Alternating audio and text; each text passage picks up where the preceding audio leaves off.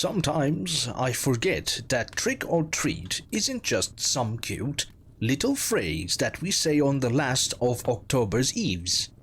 It's a question, and on the Halloween night of 1977, I got my answer. Trick? Huh?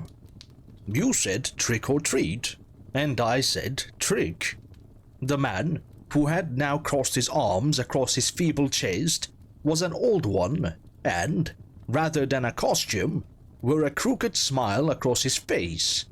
It sagged as he did. Good luck. The door then slammed in my faces, one of which was that of a goblin. I turned to Donnie, who looked like a ghoul, and dropped my pillowcase until it clunked against the wooden porch. It creaked. Wait, what did he say? Donnie lifted the ghoul mask. He didn't hear a thing. I shrugged. I dunno. He said trick. Or treat? I shook my head and pulled the rubber goblin up past my forehead. No, just trick. Donnie looked up at the faded door with a squint, over to me, and then out across the dying lawn that seemed to stretch on for miles until it reached the rounded pavement, where all of the other kids were strolling, to and fro, with buckets and pails of the sweet stuff bathed in pale orange and purple hues. Well, that's stupid. He turned back to face me. Yeah, I said. I knew we shouldn't have gone to Mr. Erickson's house. He's never decorated for Halloween. What is he, a Jehovah's Witness? I shrugged. What's that? I dunno, Donnie said, making the same gesture as I just had. I heard my dad say it. We both turned from the house and began our descent down the 3 groaning steps to the lawn, patched with overgrown weeds.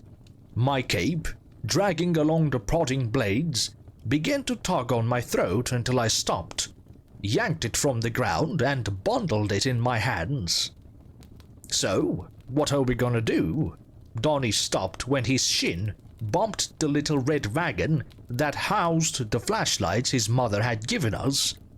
The rejected bags of popcorn we didn't want in our pillowcases, and the 2 pumpkins we had picked from Andy and the other Cub Scouts down at the church parking lot.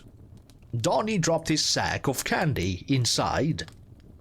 We could egg 'em, my brother said. If someone doesn't give you candy, you're supposed to egg 'em.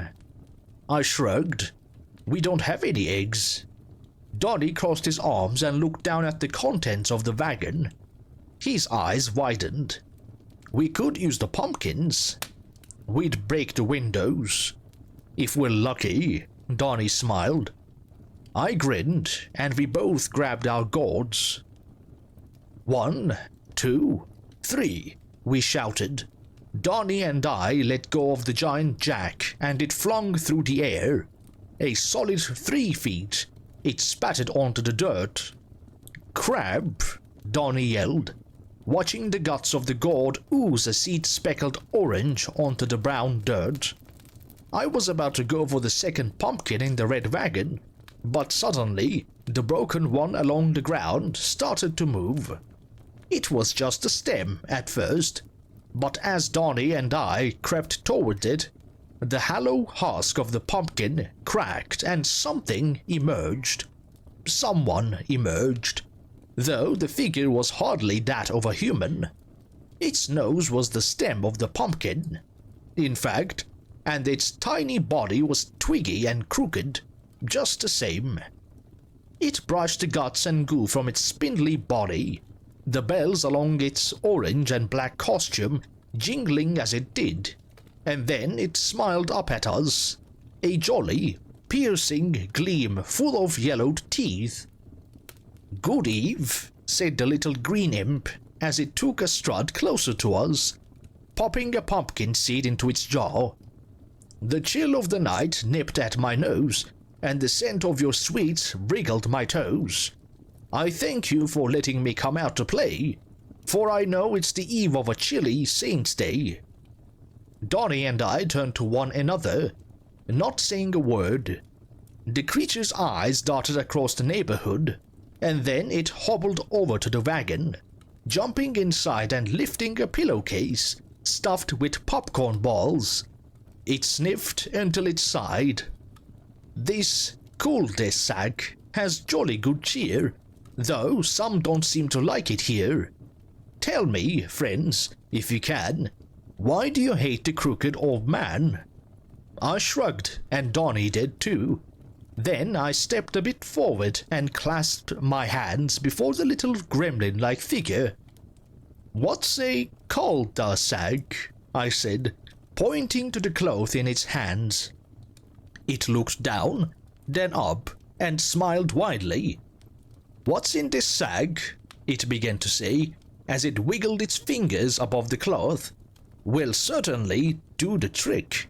The crooked man with no hallow's spirit will give you candy quick."